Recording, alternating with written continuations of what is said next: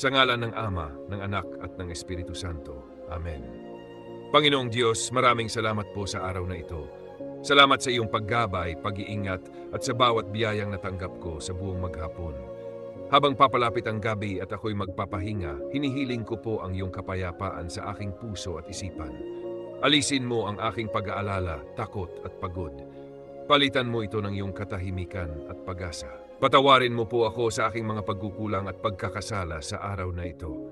Linisin mo ang aking puso at tulungan mo akong maging mas mabuting tao. Panginoon, ingatan mo po ako at ang aking pamilya ngayong gabi. Balutin mo kami ng iyong pagmamahal at proteksyon habang kami ay natutulog. Ilayo mo kami sa anumang kapahamakan at bigyan mo kami ng payapang pahinga. Ipinagkakatiwala ko po sa iyo ang lahat ng aking alalahanin at mga plano para bukas. Nagtitiwala ako na ikaw ang patuloy na gagabay sa akin. Maraming salamat po sa iyong walang sawang pagmamahal.